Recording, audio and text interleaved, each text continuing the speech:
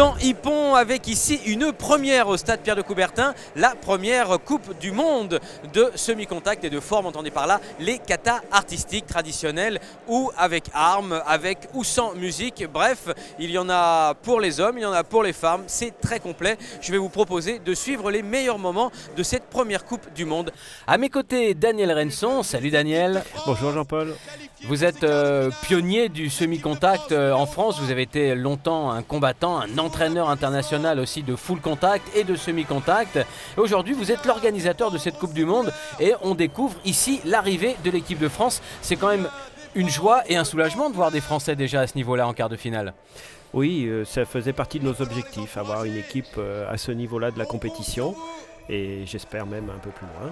Voilà, c'est ce qu'on va découvrir de toute façon. À rappeler que là, nous sommes avec un duel qu'on connaît bien dans plein de sports, hein. France-Angleterre, c'est du classique. Mais il y avait beaucoup d'autres nations pendant cette première Coupe du Monde, notamment la Chine, qui a été pour la première fois représentée en semi-contact. Et puis, je ne sais pas combien de pays, Daniel, au total. 19 pays représentés. Voilà, donc un franc succès au stade Pierre de Coubertin. Et on va suivre tout de suite les premiers combats de ces quarts de finale. On rappelle rapidement le règlement du semi-contact, Daniel.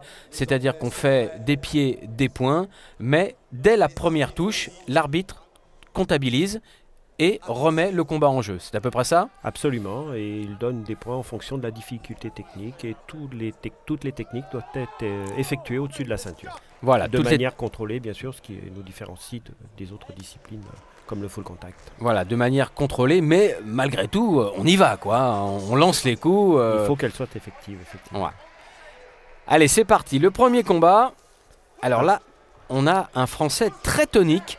Philippe Rossi qui combat dans la catégorie des moins de 63 kg, qui était médaille de bronze d'ailleurs au dernier championnat du monde.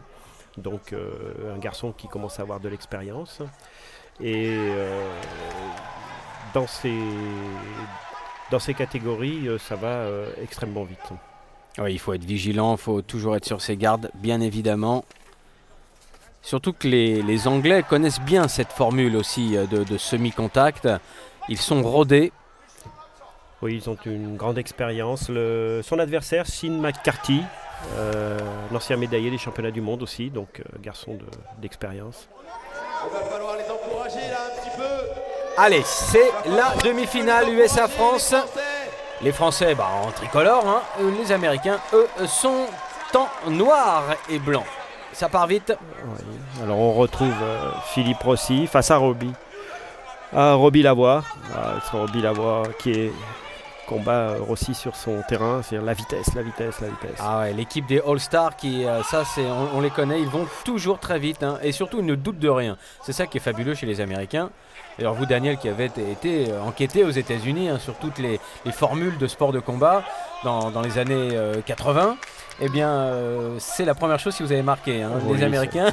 C'est sans complexe. Voilà, sans complexe. C'est sans complexe. Ils doutent de rien. On y va, de toute façon, on est les meilleurs. Après, on verra bien. Ouais. Et quel que soit le résultat, et c'est payant, mais enfin ça on sait, ils mettent ça en application dans tout ce qu'ils font. Ah, il semblerait qu'ils préféreraient des coups de pied un petit peu plus haut. Oh, c'est bon. Ouais. C'est un bon timing. Ah, il rentre tout de suite dedans et pourtant il est bon. Notre Philippe Rossi, il nous l'a montré en quart de finale, il va vite, il sait tout faire. Mais là, il est pris de vitesse un peu, hein. Et oui, ce Robbie, il a une telle expérience, il bouge, Philippe, pas beau aller vite. Il a en face de lui quelqu'un qui se dérobe et superbe. Ça, c'est vraiment beau timing, un petit peu court.